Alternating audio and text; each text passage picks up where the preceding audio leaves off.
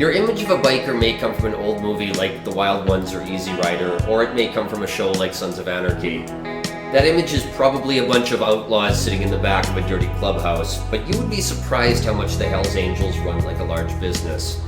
Today on Radio Free History, we're going to take a deep dive into the world's most famous biker club. So we're going to call this episode McOutlaws, Franchising Dysfunction. We're going to be pulling back the curtain on the premier franchise in outlaw motorcycle lore and world and reality, the Hells Angels. Now, when you say premier, is that because of survivorship bias? This is actually a really interesting story. We're going to call back to the mass media as a part of creating this and making this the most predominant club. And human nature is another part of it. But before that, we got to talk myth versus reality. There's always. Yeah, there's the popular myth of the outlaw biker, and then there's the hard reality of the outlaw biker. What you might think. We've all seen Sons of Anarchy.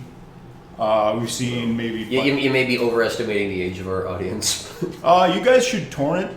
Yeah. Sons of Anarchy. Only the first 2 seasons. It gets kind of wacky and depressing after that, but it's a good show. It's supposedly based on Hamlet, kind of. Yeah, white trash Hamlet. Yeah. That's the one guy kills his sketchy stuff. He wants his mom subtly. But what do you think of? We think of them as like modern day cowboys, outlaw types. We think of it as like a working class fraternity. Brothers in arms, ride or die, a deep loyalty to each other, a code of honor. If they pop up in the news and it's a positive story, it's going to be a charity ride. It's going to be some charity work they did. And we think of them as very patriotic and military minded. That was the one thing Fred Phelps, we got to do a freaking podcast on Fred Phelps one of these days. But that was the one time when he started protesting military funerals. That's when biker gangs started showing up to rev their Harleys in his face and stuff. But yeah, it would have anyway. Great YouTube videos of that. But these in reality, this is an organization. I would liken them to kind of a white trash NATO. You got a bunch of guys who wouldn't have status on their own, but because they've all banded together, and you know that if you mess with one, you mess with all of them. Yeah, I just imagine a bar fight where one guy starts shit, and whether it's his fault or the other guy's fault, it really doesn't matter because you have 15 guys jumping in with broken bottles. Well, it's in their bylaws that if an angel is in a fight, all the other angels have to go and jump. That was unique among biker gang. We'll talk about that when we get into their history a little bit, but. The ethos, the bylaw says all on one on all. So basically, if you mess with one angel in a fight or physically, they all come together and back each other up and get that done. And again, because everyone knows that they're going to act as a unit, they can get a lot done without actually doing anything. I guess like Sun Tzu said, true excellence consists of breaking the enemy's will. Without action, they do that. It goes, true excellence. Now, who else are they in reality? I like to call them like a narco OPEC. In Canada, they are, essentially the arm of. I can't really talk about the reality of the American clubs. Just I know as much as anybody who's done research. In terms of the Canadian clubs, they set cocaine prices. Basically is what and we'll tell that story. You can't even let supply and demand set that. No, it's got to be a council of guys who will jump you if you sell coke. I was at the kilo rates. It was all the wholesalers, but we'll get into that when we get down there. If you like to party and you think of these guys as heroes and countercultural icons. These are the guys making you pay through the nose for your fun powder. So, you got to think about that. And then again, you talk about the kind of the superficial patriotism. You got to talk about how their assets were foreign intelligence. So, a couple of Canadian angels, or should I say, one Canadian Hells Angel and one prospect, were caught in Maryland. Doing dirty work for Iranian intelligence. They were going to kill some dissidents. That's what they'd been paid to do. So, and this opens up a lot of opportunities in terms of giving them access to arsenals that they might not otherwise have access to. And that, anyway, we'll get into that when we talk about the economics. You're telling me they don't just use broken bottles for everything? Not anymore. We've graduated to freaking all kinds of nasty shit. If you're enjoying this and you want to support what we do, like and subscribe on YouTube or wherever you happen to get your podcasts. If you really, really like us, you can support us at ko-fi.com/Radio Free History or at subscribestar.com/radio-free-history. Again, this is a side project right now. I would love it if it became a side gig, because then my wife will let me spend a lot more time on it. Also, we can say more offensive things if we are independently wealthy. Yeah. If you're our patrons, we don't have to worry about advertising revenue. We can just say whatever we want. You guys want that if you're enjoying the content. Yeah, no, donate to our highest tier if you really want that. Yeah, I'll come and just swear at you in your house. I got no shame. So, how do these guys operate? What's the nitty gritty of the franchise? It is a franchise system. Essentially, like McDonald's, exactly like McDonald's, and there are competitors with the same franchise model essentially that pop up, and that's how Biker Wars. Do they have like the sign of the number of people killed, like they do at front of McDonald's? I think they might have in Quebec. There's enough people there, so they have enough. But see, actually, I'm realizing that we are dating ourselves because I don't think McDonald's has done that since we were kids, and we're not spring chickens. No, you're listening to the voice of experience and age. But you're not listening to boomers, don't worry. No. Anyway, so how is the franchise structured? Well, it's weirdly democratic. There's a president. Every franchise has a president who is voted in by the members in good standing. The president then appoints a vice president and a second in command if he, gets hurt on his motorcycle, which is usually what happens. The VP is incapacitated. The VP can step in. Continuity of government. Then there's the secretary. This guy is the guy who does the books for the club. You can usually kind of pick this guy out if they're all standing in a line. It'll be like big biker, big biker, big biker. He does the books. I wanted to warn you that you cannot always do that. Sometimes the smallest guys are the toughest guys. It's you Google Ty Domi if you want a local example of that from Toronto. Show what he did to much bigger opponents.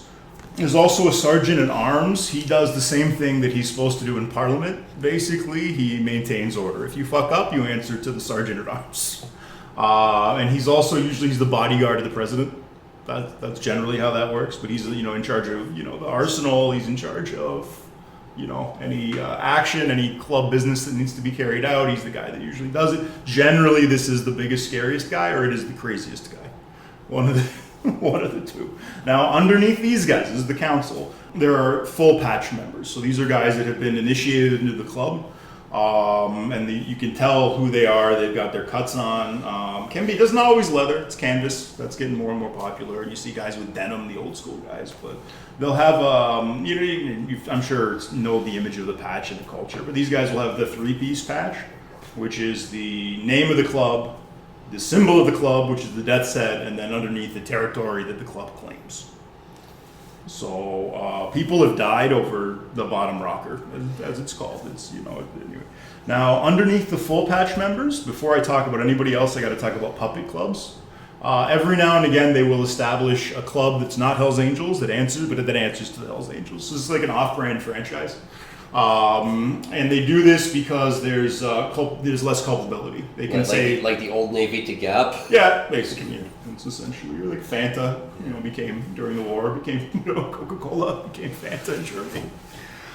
And then puppet clubs will sometimes set up puppet clubs of their own, and this really insulates the Angels from anything that happens. Like you got to now prove in court that a puppet club of these guys that you're actually going after did something. And they can honestly say, and their lawyers can say, these guys are different clubs. They don't even know. So that's important. And every now and again, a puppet club gets patched over, and they become Angels. And that's why they do, usually the dirty work is because they can become full patch members through this process sometimes without actually having to go through the prospecting phase. Now, why doesn't everybody want to go through the prospecting phase? These guys are like the fraternity pledges. And if you can imagine what frat boys do to each other when they're pledging some bullshit fraternity, you can just you don't even want to think about what these guys go through for sometimes years to be full patch members. The president in Canada, Walter Stadnick, he was known for making his prospects stand out in front of restaurants while he ate in the freezing cold to act as sentries, because he didn't want them hearing what he was talking about over dinner, but he wanted the protection. So he had the guys stand outside in the cold to do that. And it's like, it's degrading. They'll yell at each other, but don't, they'll put the guy down. They'll have him make him get food. They'll do any kind of disrespect you can imagine these guys get. And they do, again, anything the club people don't want to do, they do. But these guys at least are on track to be members. Under them is a group of people called the Hangarounds, and this is like the Gopniks of Putin's army. There's an endless supply of these young men who another year, every year there's another cohort of them comes of age.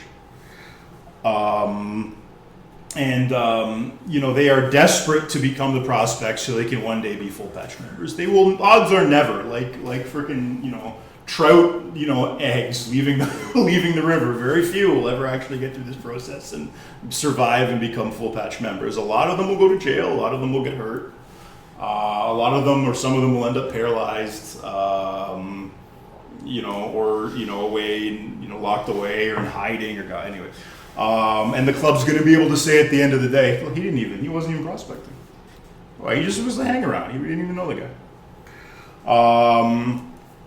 Is there anybody else? There's known associates, and this is business, relations of the club. These are guys, it could be anybody, any contact they have.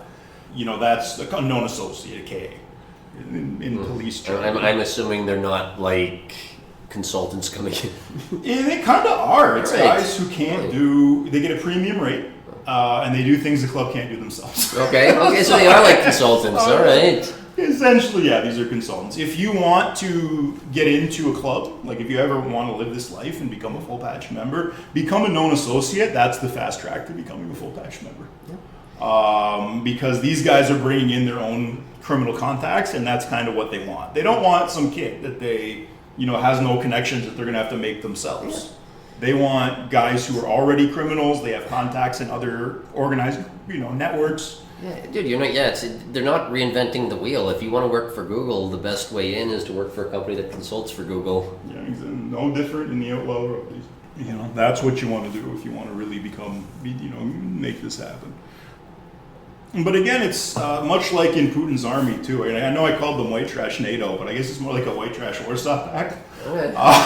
Because it's the Gopniks that go in and do a lot of the actual dying and suffering for the club business, because again, they're desperate to even become prospects. But that's how the franchise is kind of laid out. Now, what about corporate? In Canada, there's a Nomads chapter. It's, I think, 8 guys. I don't know. Walter's the president, Walter Stadnick. I'll talk about him. I'll tell his story in a while, when I get to the history of the club in Canada. Walter's the president in terms of the club overall, and then there's a guy who is essentially the French president, because the French Canadian bikers, a lot of them don't speak English. Because it's Canada. Exactly. So these guys are from like working class suburbs in Montreal and outside Montreal and Quebec and rural areas, and their English is not great, and they generally, these guys who react violently if they hear you speak English in their neighborhood. And again, if one's in the fight, 15 are in the fights. Make sure you practice your Duolingo before you go certain places in Quebec. That's what I'm saying. And fun fact, they will react even more violently if you go speaking continental French. Parisian French will get you beat up more than English. If you don't want to get beat up, do African French. Or Haitian French. That'll if you can fake that accent, that'll get you some breathing room. But you see, these are all layers that limit the club's liability.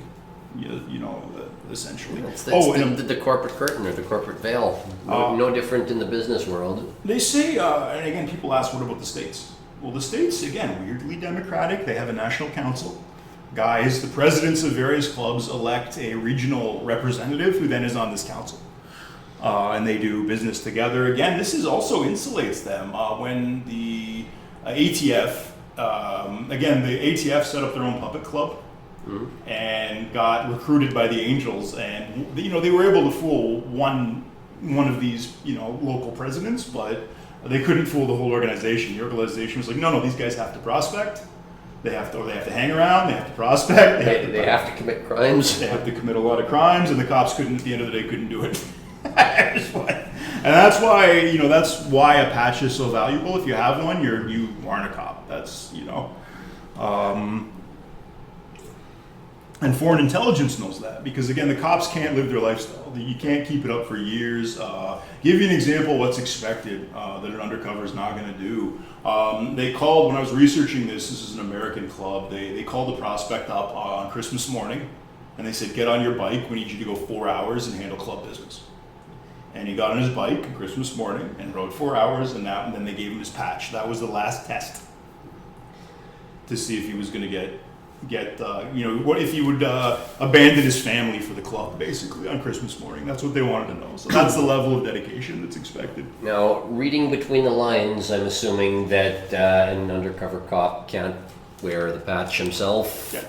Because I'm assuming there's consequences to it. Well, they let, again, because it's not just the cops that want to infiltrate these guys, like the CIA and CSIS want to do that too. Basically, they found that it was a lot easier to just try and bribe and blackmail a guy who already has a patch than to try and infiltrate. It's just too hard. They don't have people that can live. They can live this lifestyle for long enough to make good and get a reputation and actually get a badge. The process takes too long and it's too involved. Now, how do these franchises make their money? What's the Big Mac? Well, the big ones that's not going to surprise anybody is narcotics. In Canada, they're kind of the arm of the cartels. South Americans have a fear of the cold.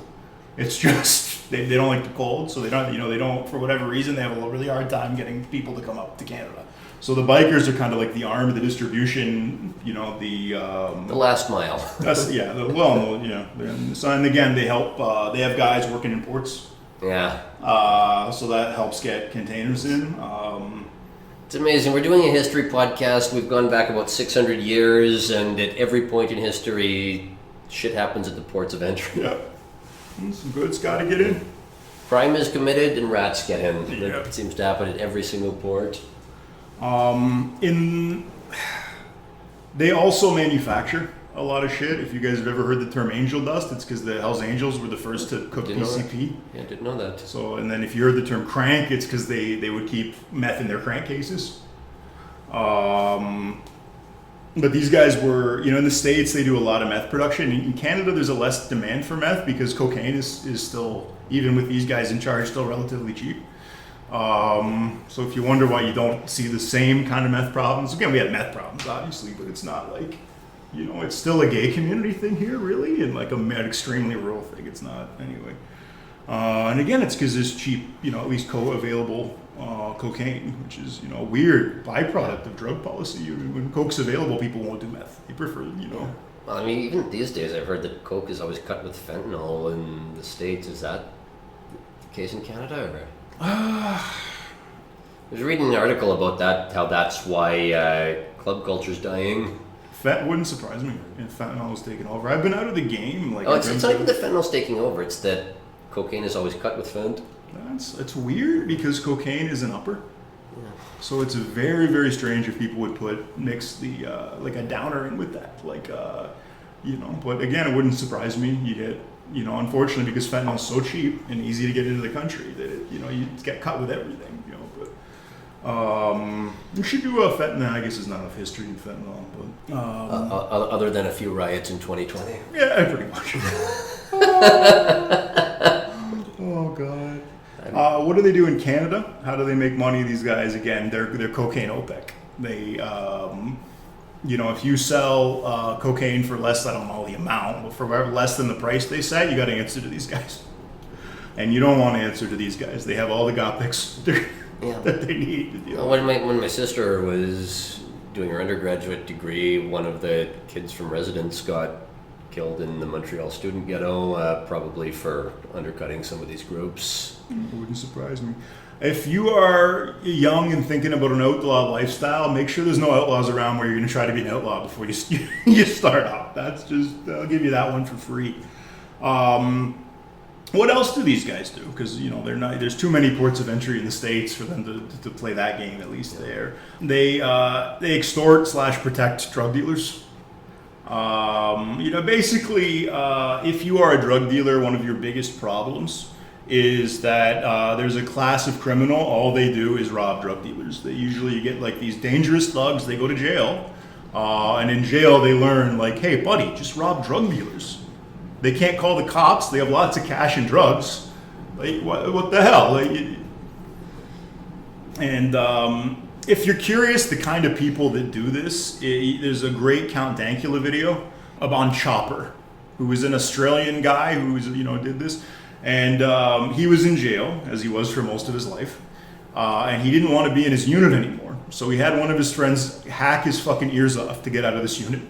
So that's, again, you want to pay these guys off, or do you want, again, you're essentially, because usually these guys are the club or associates of the club too, or the guys that these guys are going to come to fence the ship. So, if you want to, you're paying the Dane Geld. Yeah. But just remember, like, once you pay the Dane Geld, you're never getting rid of the Dane. That's just definitely not getting rid of the Dane in this case. It's not cheap. Again, I'm not privy to their books. I'm not checking their ledgers. The only guys I've ever known that were in that world enough to get an offer from these guys, they wanted a third of everything they made. It's pretty much taxes at that point. And this was a big, tough dude that was known associate level, and they still wanted to, but anyway, I'm not sure. That might be a local thing. I can't talk. I'm sure there's all kinds of arrangements, but if your dealer has a pit bull, or back during Prohibition in Canada, if your dealer had a pit bull, it's because of these guys. Now another thing, and again, you talk about them being able to do things without actually having to do them. There are segments of society that have big problems with hard drugs, and they are part of the process that enables access to this. Essentially, Canada, it's black and native gangs. These guys, crack is a derivative of cocaine.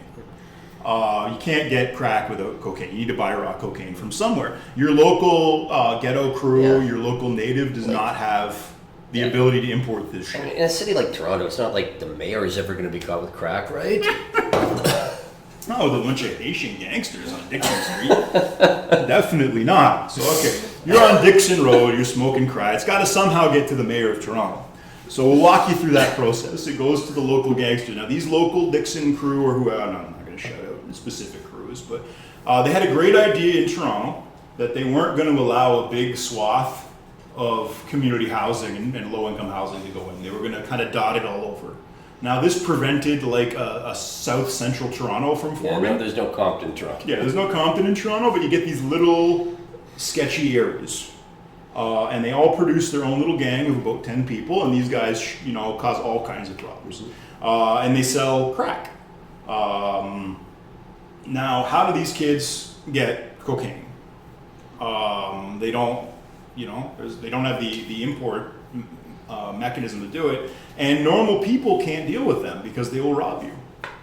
They're notorious for robbing their dealers, native gangs too. Again, if they're not scared shitless of their supplier, they're not really safe to do business with. Cue these guys. White Trash NATO enables this process. It's not usually them directly, it's usually a proxy, but they know that the proxy is protected by this club, and it's not worth any of their time. They were known, again, this is the rumor mill shit, they would take you out to Cherry Beach in Toronto and tie you, like handcuff you to their bikes, and then cuff your feet to another bike. We did an episode on Braveheart. That's how good old William Wallace went. Yeah, drawing, quartering, and they, anyway. So they do that, so they're able to They're unable to make that connection for these people. So you need these guys between the cartels and the importers and the people that actually run the hard drug trade in this country. Now I talked about their connection to foreign intelligence earlier. This dovetails with another thing they love to do, which is gun running and murder for hire. How do they get access to guns? Well, if you go to Germany, there's a lot of Turkish members. All of a sudden, they're not, in Canada, one of them was half Egyptian in terms of the Toronto's local scene. So that was, I found that out. I was like, that didn't make sense. And then I found out later, oh, that makes sense. He's got an uncle or something back home who works in the AK factory, and, whatever. Canada's a very diverse country. Oh, we have very porous borders. And it unfortunately, we have, these porous borders with, probably the biggest drug market in the history of our species, which is the United States. And we have to become basically a narco state. Like we get all of these. We have per capita way more gangsters than a country really of our size should have, and it's because again of this lucrative trade that we end up caught up in. But hey, we're not Mexico. We got that going for us. Another thing they love is prostitution. They do strip clubs, rub and tugs. They run those. And they basically have sex slaves, like there's prostitutes. They basically are just like, girls open. Those establishments don't take inventory, so I'm sure it's good for, getting certain illicit gains onto balance sheets. Well, and again, it brings us to the next step, which is, how do you get that money from these illicit industries into a bank? And well, they set up or they employ front businesses.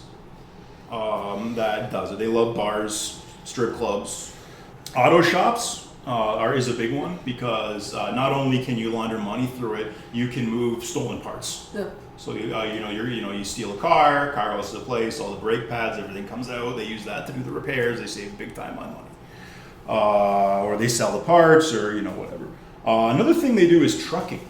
It was always the guys who were truckers that had a lot of sway and pull, and I realize it's because they're also distributors, and they need guys who can move skids of stuff around. That's why if you're curious about how sketchy truckers are, that's if you ever got a weird vibe off a trucker, you might be one of those guys. So you have I've described here, guys, a pretty fierce, developed criminal network. These guys are, sit right alongside the mafia. They sit right alongside triad groups, like all the big, major organized crime, syndicates worldwide. They're huge. And didn't frickin' start that way.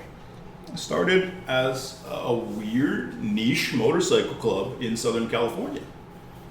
And somehow they grew from that to this. I'm going to tell that story now. I think this story really starts two places: human psychology and American white trash.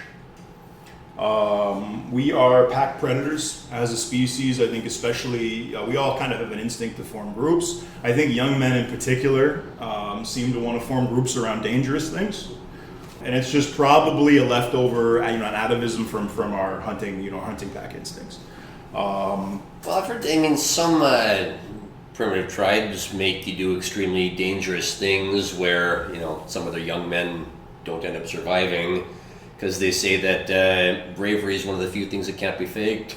Well, and it shows a level of maturity, right? Like if you can know that you're going to do something very dangerous or painful, mm-hmm. and actually show up and do it for the respect of your tribe, that's a big deal. It takes a certain amount of maturity to do that. It's like sometimes a ritual piercing, something unpleasant usually.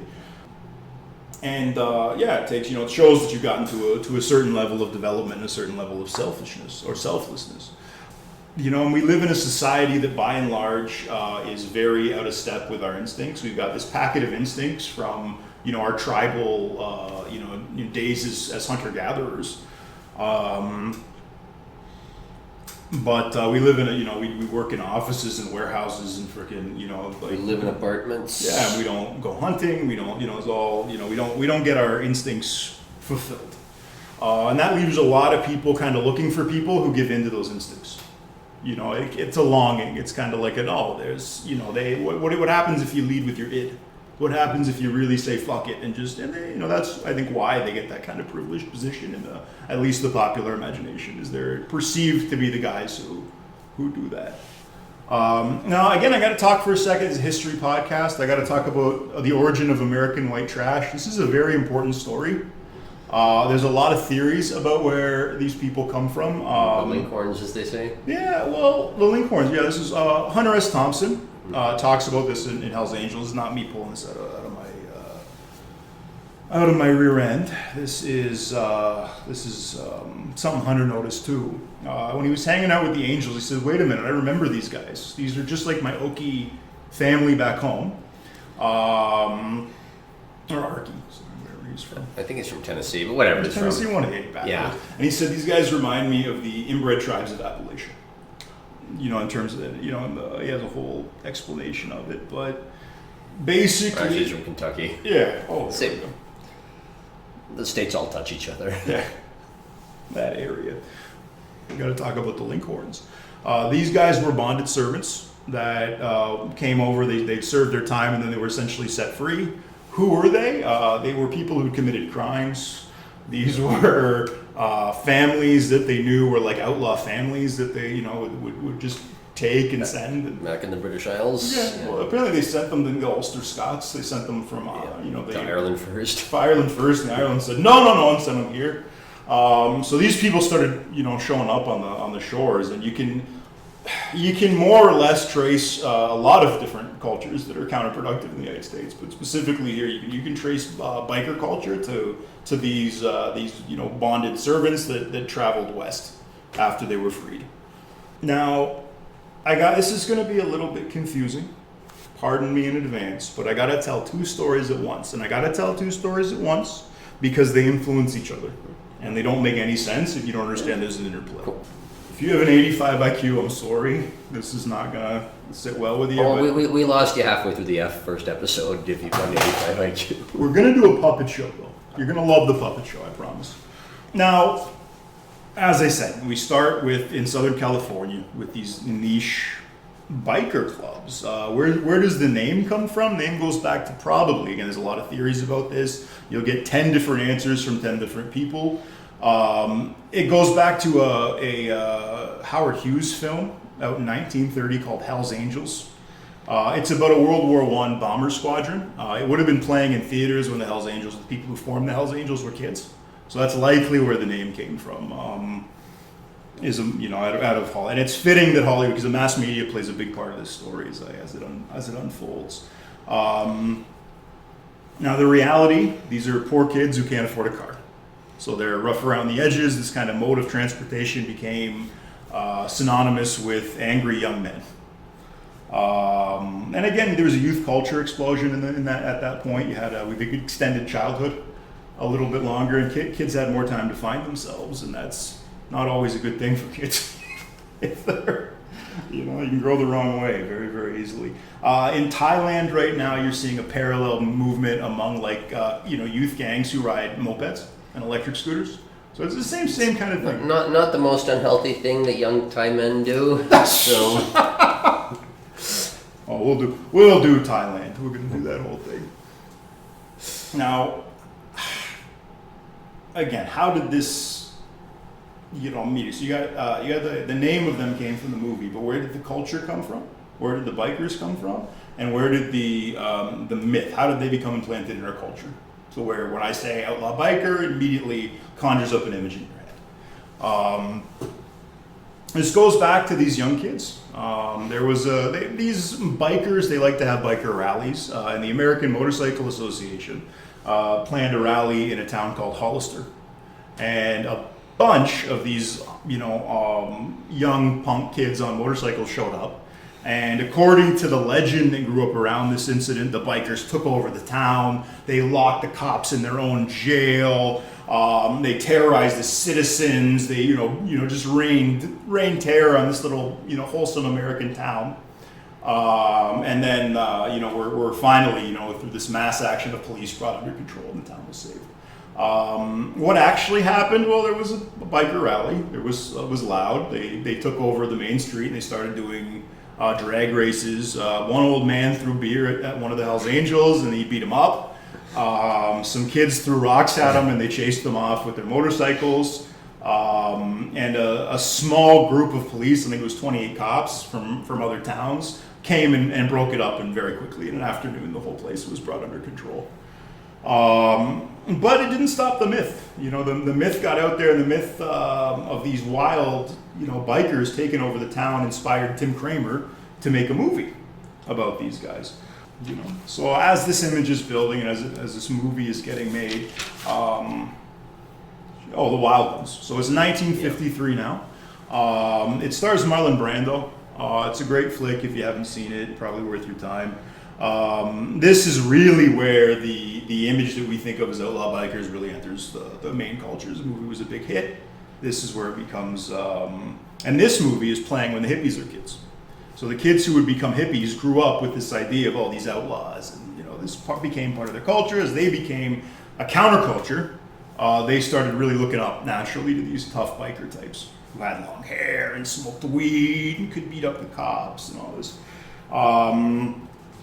Didn't have the ambition to live as respectable citizens. Nope. And these, again, they just, throughout this whole media boom and this movie being made, they continue to be these scabby little clubs on, in the west coast of the United States, confined to Southern California, and a relatively minor figure. You never would have heard of the Hells Angels. Until something that happened in a town called Monterey. There was a biker rally, or Hells Angels biker rally, and this had several other clubs there too. But the Angels got the press for it. And as the Angels tell this story, they swear to God they did not know these girls were 14 and 15. And there was a gangbang involving these girls. The girls ended up accusing the Angels of rape. This had 4 Angels ended up getting charged with gang rape. They did end up beating the case, but again, even as the Angels tell it, it's like, look, she was into it at first, okay? It got to be too many guys. And that was as related through Hunter S. Thompson's book, The Hells Angels. He has his famous quote in that book about how the American media is like a masturbating raven, just waiting for the next rape story. Yeah, and this goes back, I think, to the Puritan roots of the American ruling class. De Tocqueville in Democracy in America, he talks about how these people have a very strange relationship with sex crimes. And I think when people again are repressed, some unhealthiness develops, and the idea of sex not being their fault is something that becomes appealing. And it's a way they can talk. It's a way for them to talk about sex and then and be outraged about it, but still talk about it and get into the Puritans and there's a famous story about when Samuel Johnson wrote the first real modern English dictionary. Some old ladies came to him and said, "We're pleased that you didn't put any naughty words in your dictionary." And he said, "I see you knew on which page to look for them." Well, the Monterey rape incident ends up getting some media attention, and this ends up spawning a congressional hearing.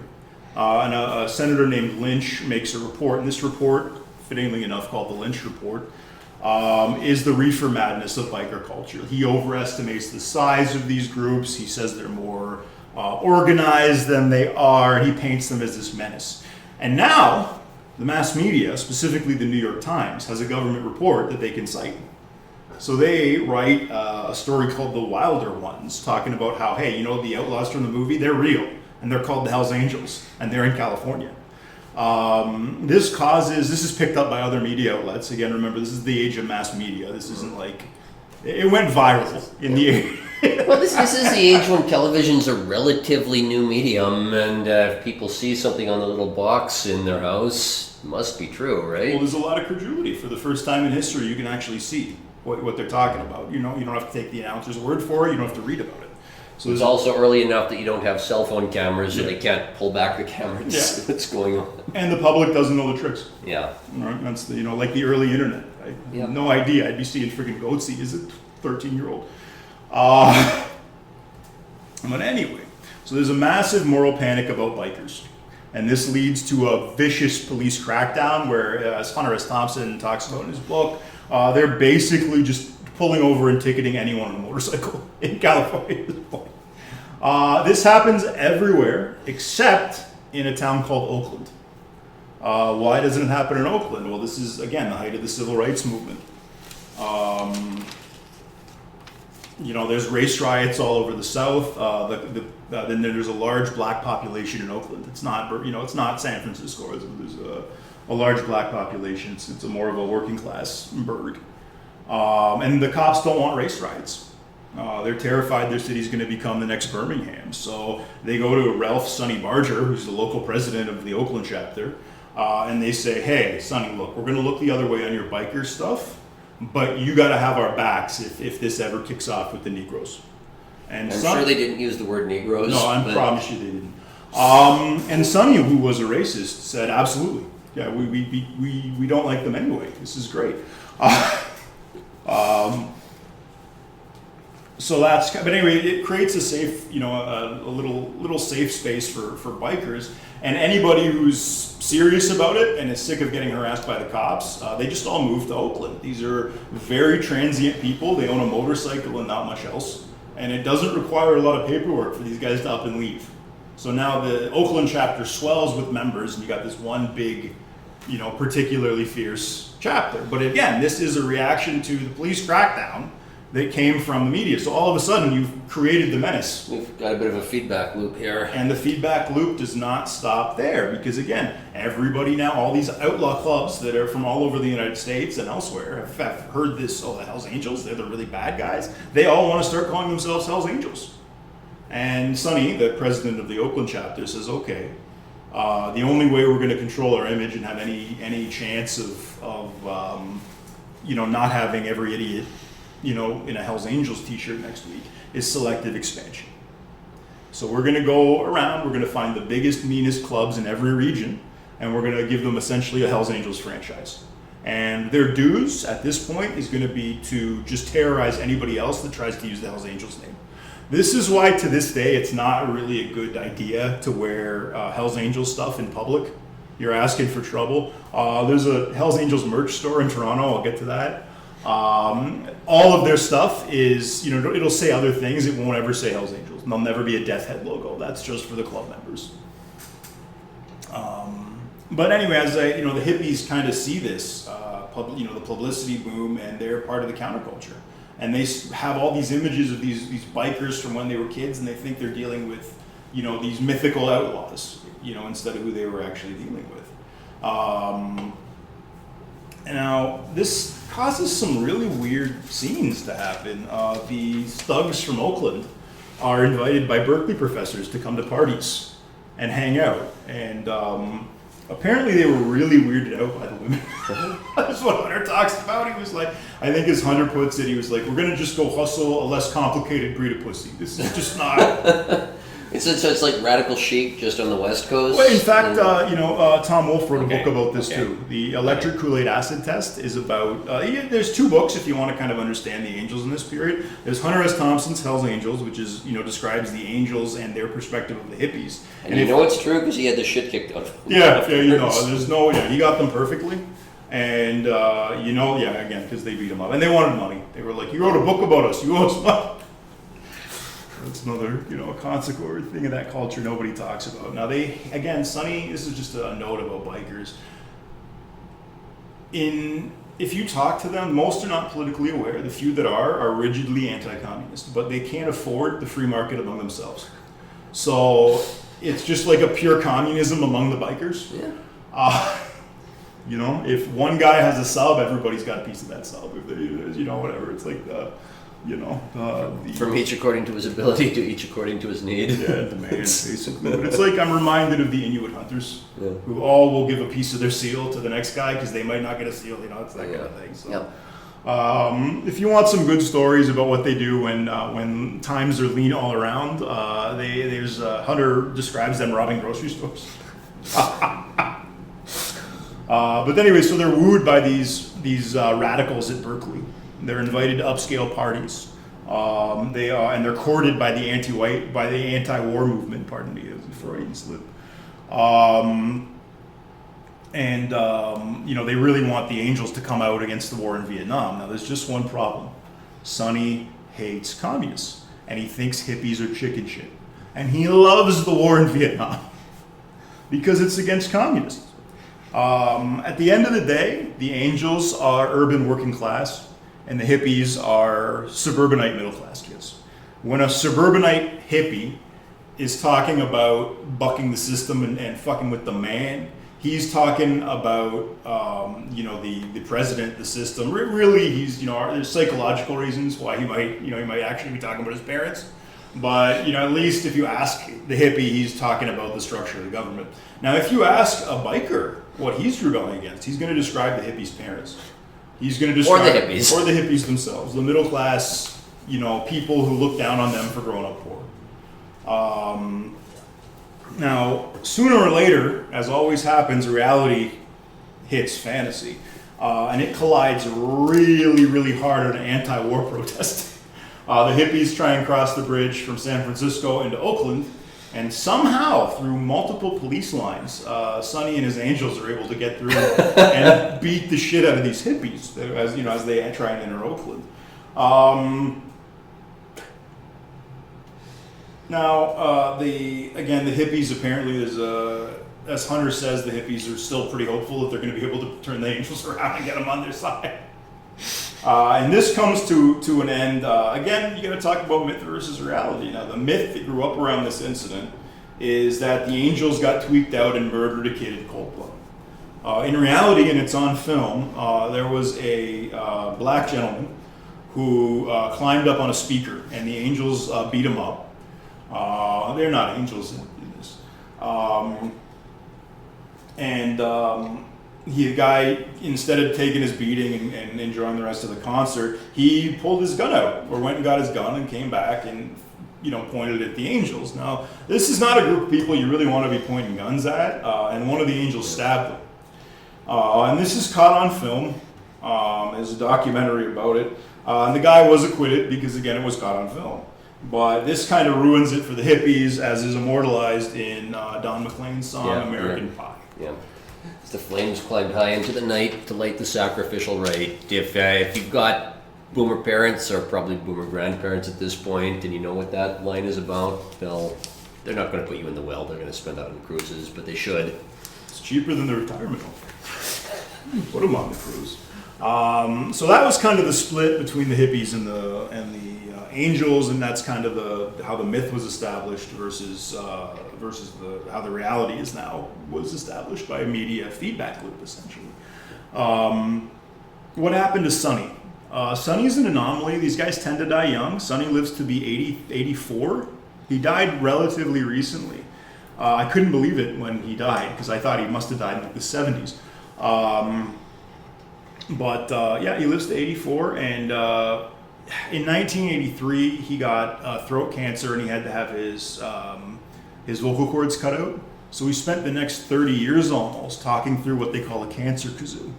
If any of you guys have seen South Park, one of the uncles, "Hello guys, how are you?" That's Sonny Barger, was talking like that for 30 years, and he's one of the most, dangerous bikers in the United States at that point. It's funny. It wasn't the bike, it wasn't the lifestyle. It was the 3 packs a day that got Sonny. I want to talk for a second about Chuck Zito. Chuck Zito is an Italian angel from New York, who in the 90s established a bodyguard service called Charlie's Angels.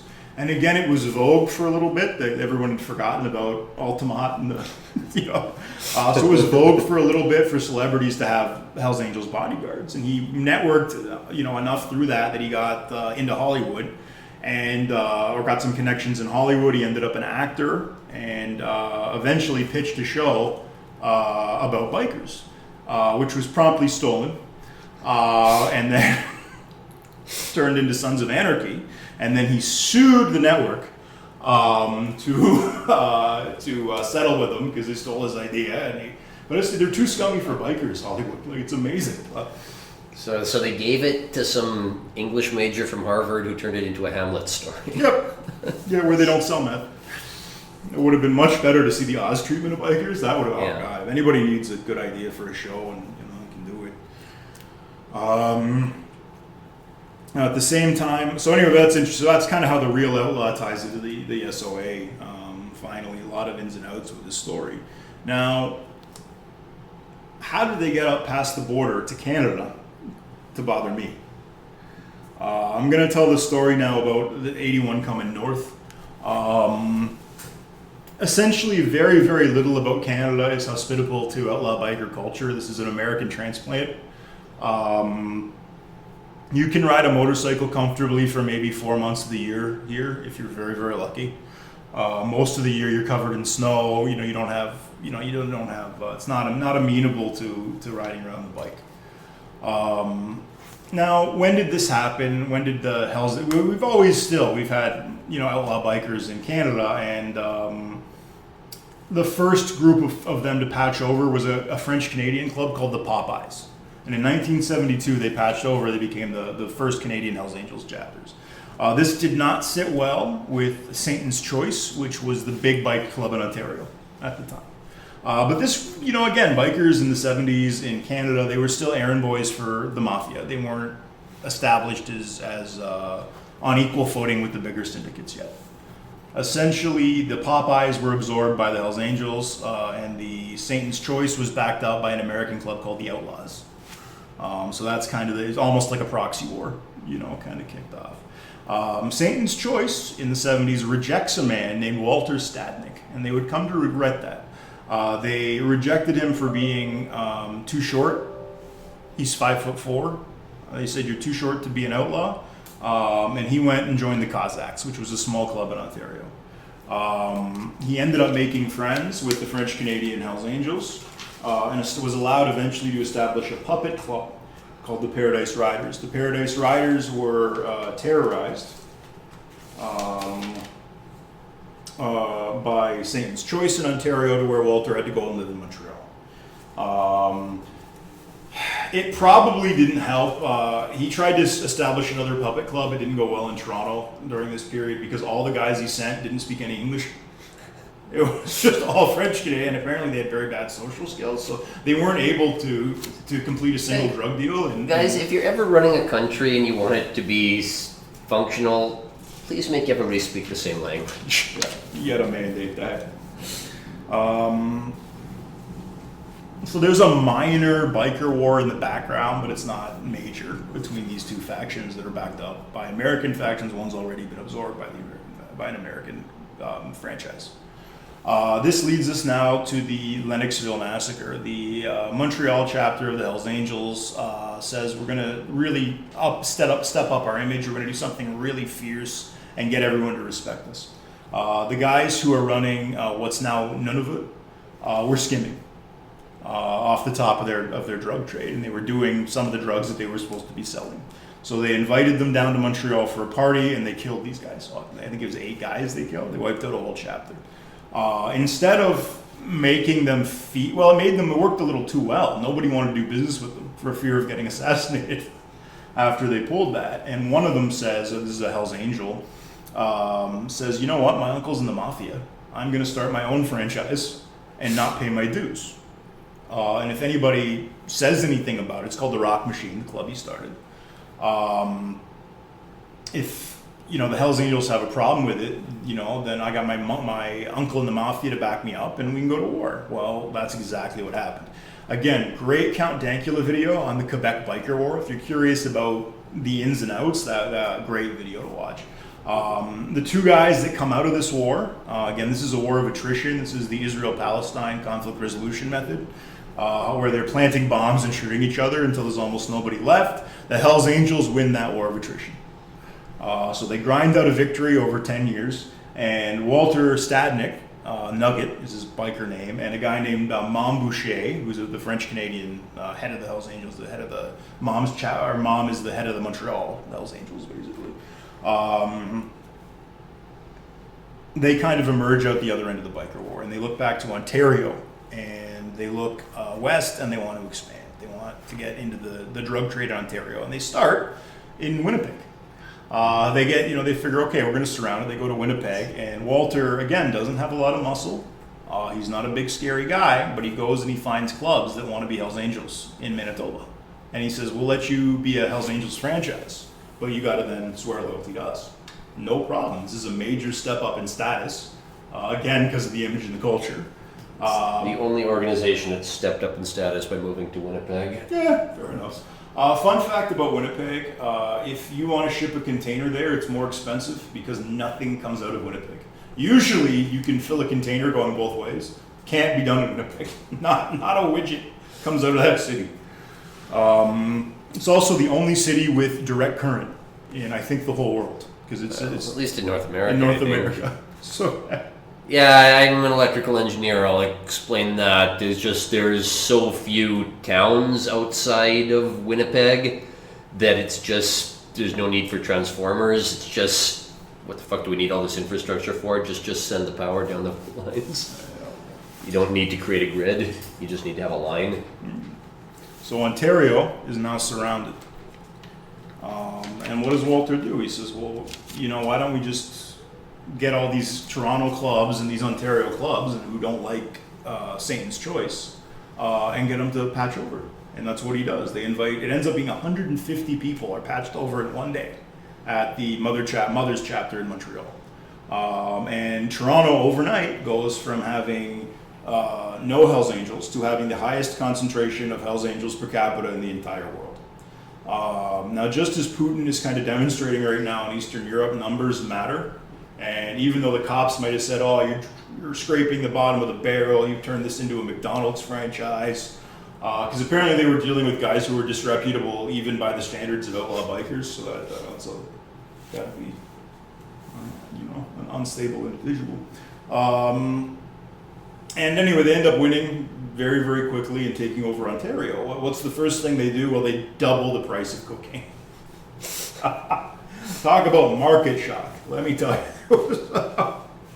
That's the first thing they did. So that's again, they became Canada's cocaine OPEC at this point. The reward for this is Walter goes to jail. They get Walter on racketeering charges and they put him away for 10 years, which is a long time in Canada. And he gets out and he lives in Hamilton. He doesn't maintain a local Hamilton chapter. He doesn't want to deal with the drama. And he lives in a working class area, but he drives a very, very fancy car. Mom, I think, is still kicking in Montreal. But again, just check the Wikipedia if you want to find out what happened to him.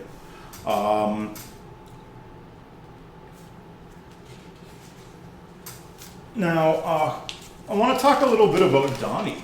Donnie's kind of an anomaly. Donnie is a middle-class kid. Donnie grows up with two parents who love him. He's got no criminal record, and this makes him like a god among angels because he can actually travel to other countries and talk to other chapters. Most of them can't because they get criminal, rap sheets for days. Donnie was the secretary for the Canadian or for the Nomad chapter in Canada. I think he ran. He's a big shot in the Toronto chapter. But he's an interesting guy. He's not a typical outlaw. I think it speaks to how much this image grew in the culture. You've got this little kid growing up safe in middle class suburbia, and he's gonna go out of his way to become this scary biker. He's the guy who runs the merch shop in Toronto, Donnie, or he did before he died. Again, I think on his bike. A lot of attrition on their bikes, these guys. If you're not sure, the numbers game says guess that. Yeah. Hunter estimated a 4% annual attrition. Wow. In terms of their bikes, which is about right. If I ran some numbers, some very rough numbers right now, I'd say on average, twice a year, somebody was hurt badly enough that I was in a hospital visiting somebody when I was bouncing. And at least a few times somebody died on their bike. More people died on their motorcycles than any other way they died in my whole career. I know one guy who got shot on duty, and I know 3 people who died on their motorcycles. So I know a lot of people who've been hurt on their motorcycles. So it's interesting what's actually the dangerous part of the lifestyle. If you've seen an outlaw biker in traffic, they kind of weave. Yeah. If they're not careful, they're not going to hedge their bets. Originally, the Hells Angels didn't wear bike helmets. They refused to wear crash helmets, but it just became such an easy ticket for the cops that you see them in bike helmets now. when Donnie died, they had a big Hell's Angels run in Toronto to like honor him, and I watched the procession. They had a lot of support clubs with them. These are the puppet clubs I'm talking about. And it was a lot of gray beards. I don't know if that's just who shows up to the ride. I don't know if that's just who's Hell's Angels. But there's a lot of older guys wearing patches, which I guess, I don't know, these are the guys in survivorship bias their way into club positions or what. But I was expecting younger guys based on my experience bouncing downtown. And no, this was an older guys that rode through it. Fun fact, because we don't really have civil rights in Canada, the cops set up a tent at the end of their ride and just one by one checked them and took their IDs, picture and everything, and they've taken it to court. Donnie sued them over it. Donnie filed a lot of lawsuits trying to get, and went to the Supreme Court, and the Supreme Court says, they're outlaw bikers, search. So yeah, at the end of the day, in Canada, we have a monarch. So sorry, guys, as the freaking as they learned in Ottawa. Yeah. Certain time ago. What did I see bouncing? I had a very, very interesting perch. I don't want to bore you guys with my story. You can probably tell that I'm like Donnie a little bit. People loved me growing up. I had chances. I was educated, but I decided I wanted to work my way through school. And the job that I ended up doing was bouncing. I'd always kind of helped out. My friends growing up had a punk rock music promotion, and I kind of became security for them. And that ended up becoming a job when I moved to Toronto, and eventually a 15-year career that spanned everything from keeping crackheads out of the local dive bar to dealing with celebrities and the Prime Minister. And everything in between.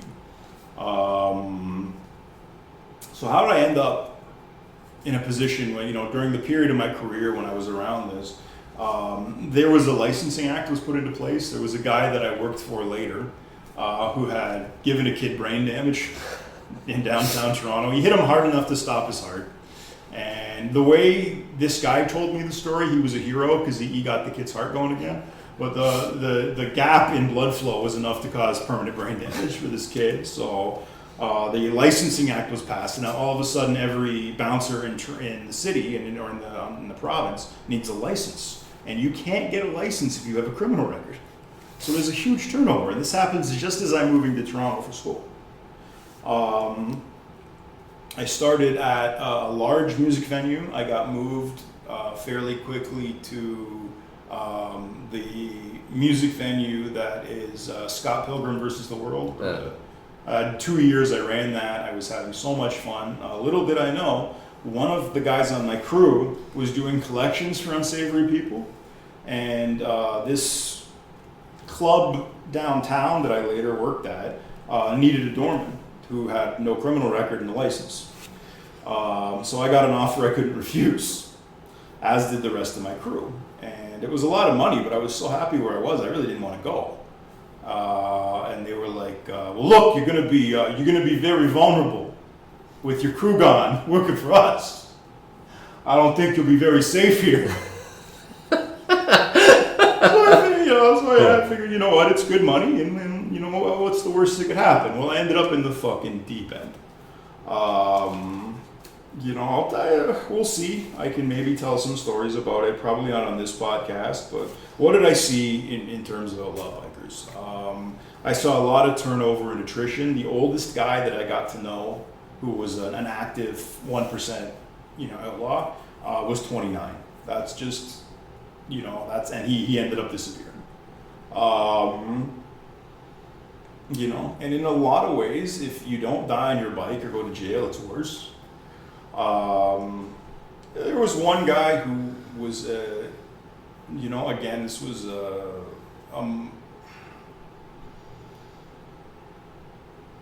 this is not something it's not a lifestyle that lends itself to longevity. This is for young people. And there was a guy that I'd worked with, and I became friends with in a way, that was older, and he'd lost all his connections, and he'd lost all his power, and he really, in hindsight, he kind of needed us younger guys to kind of protect him. And it's like, it's like there's monasteries in Eastern Europe. And as you walk by, they'll have a skull in a catacomb, and underneath it there'll be, "Pilgrim, once I was as you are, you will be as I am." Well, I saw the end of the road. If I'd stayed kind of in that crazy lifestyle, and I didn't want. It was my kind of like my Yorick skull moment. Like, I didn't, I just for Yorick. Yeah, I didn't, Again, it just becomes rotten fruit. If you're young and you're thinking about an outlaw lifestyle, maybe the grind's not working out for you or whatever, inflation's got you down. Think about what you give up. There was a big tough biker that I knew, and I went over to hang out with him after work, and he was almost crying, and he asked me if I knew a dentist that would work for cash. And I figure he's like got a body in his closet, and he needs somebody to rip the teeth out. But no, it turns out he had a toothache, and he was scared because the dentist that he went to wanted his ID, and he was worried that would tip off the cops to his location because he had warrants, and he didn't want to tip them off, where he was. So that's the kind of thing you got to sit there and think about, like a mob dentist. What we did is we took him down to U of T's dental college. And we got him cheap work. They were happy to accept cash, so that was a happy ending there. This guy actually ended up straightening himself out and doing quite well, but well for a biker. I'd liken these guys, to a grizzly bear. They're majestic and they're powerful and they're fierce. But there's also a fragility. These they don't respond. A tiny change to the environment, and the whole species goes extinct. A rat, a raccoon. These are very robust animals. That's why they live in cities. But a bears can't do that, and that's kind of how I feel. That was my real takeaway. Is like this is. So there now, you're not going abroad, but you're still almost exiling yourself from society, I would imagine. And like a life in exile is just not a good life. I don't care who you are. Yeah, you give up a lot of protection, a lot of safety, a lot of connection. And it's a world, they talk a lot about brotherhood. There's a lot of backstabbing. You have to be paranoid all the time, even if you really like the people you're around. You don't know what's in their blood. You don't know what's going on. And you never know who's an informant, and they're constantly, at odds. And there's a lot of drama. But anyway, if you are listening to this and you are an outlaw biker and you are upset by some of the things I said, I just want to say you should be selling meth. You don't have time for this. The president is not going to care if you beat up a podcaster. You know what the president's going to care about? How much meth you sold. This better be on in the background of a meth deal. That's all I'm saying. We don't want your numbers down this month. I think that's probably a good place to conclude things. We got 2 Hamlet references in one episode on bikers. Yeah, it's not bad. I'm proud of that. Anyways, we'll see you next week, guys. Hope you enjoyed this. Hope you liked it, people. All right, you know the drill. Like and subscribe on YouTube or wherever you get your podcasts. Support us at kofi.com/Radio Free History or at subscribestar.com/radio-free-history.